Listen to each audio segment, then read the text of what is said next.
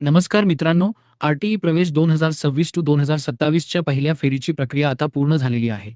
ज्या पालकांचे पाल्यांचे नाव पहिल्या नियमित यादीत आले होते, त्यांना दिलेली मुदत आता संपली असून प्रवेशाची आकडेवारी पाहता जवळपास 80,000 जागांवर प्रवेश निश्चित झाले आहेत. मात्र अजूनही 25,000 ते 26,000 जागा रिक्त आहेत, ज्या आता वेटिंग लिस्ट म्हणजेच प्रतीक्षा यादीतील विद्यार्थ्यांमधून भरल्या जाणार आहेत. त्यामुळे जे पालक दुसऱ्या यादीची किंवा वेटिंग लिस्टच्या पहिल्या राऊंडची वाट पाहत आहेत, त्यांच्यासाठी हा आठवडा अत्यंत महत्त्वाचा ठरणार आहे. प्रतीक्षा यादी या आठवड्यात कधीही जाहीर होण्याची दाट शक्यता आहे.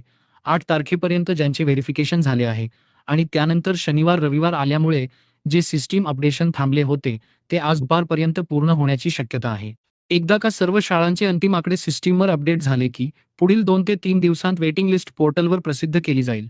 ही निवड शाळांमधील रिक्त जागांनुसार केली जाणार आहे. त्यामुळे पालकांनी आतापासूनच आपली कागदपत्रे तयार ठेवणे आवश्यक आहे. कारण यादी लागल्यानंतर प्रवेशासाठी मर्यादित वेळ दिला जाईल. तुमचा नंबर लागण्याची शक्यता किती आहे, हे तुम्ही स्वतः पोर्टलवर जाऊन तपासू शकता. यासाठी आर-टी-ई पोर्टलवरील list of school along with approved fee या पर्यायावर क्लिक करा. तिथे तुमचा जिल्हा, तालुका आणि परिसर निवडा. त्यानंतर तुमच्या समोर शाळांची यादी येईल. तुम्हाला ज्या शाळेची माहिती हवी आहे, त्या शाळेच्या नावावर क्लिक करा. तिथे उजव्या बाजूला शाळेची संपूर्ण माहिती दिलेली असते. त्यामध्ये वेकन्सी रिक्त जागा हा रकाना तपासा. उदाहरणार्थ, जर एखाद्या शाळेत आर-टी-ईच्या 11 जागा होत्या आणि आता व्हॅकन्सीमध्ये 8 आकडा दिसत असेल, तर याचा अर्थ त्या शाळेत आता वेटिंग लिस्टवरील पहिल्या 8 विद्यार्थ्यांना प्रवेश मिळणार आहे. तुमचा वेटिंग क्रमांक म्हणजेच प्रायोरिटी नंबर किती आहे हे तपासा.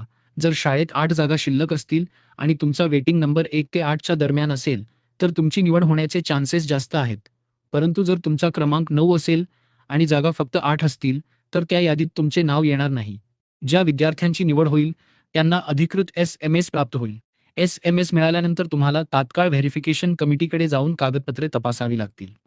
त्यामुळे पालकांनो, गोंधळून न जाता आपल्या जवळच्या शाळेतील रिक्त जागांची स्थिती तपासा आणि सर्व ओरिजिनल डॉक्युमेंट्स संच तयार ठेवा. या आठवड्यात जशी वेटिंग लिस्ट जाहीर होईल किंवा त्याबद्दल अधिकृत अपडेट येईल, तशी माहिती आपण चॅनलवर त्वरित देणार आहोत. ही महत्त्वाची माहिती इतर पालकांपर्यंत पोहोचवण्यासाठी हा व्हिडिओ जास्तीत जास्त शेअर करा आणि पुढील अपडेट्ससाठी आपल्या चॅनलला सबस्क्राईब करून कनेक्टेड रहा. धन्यवाद.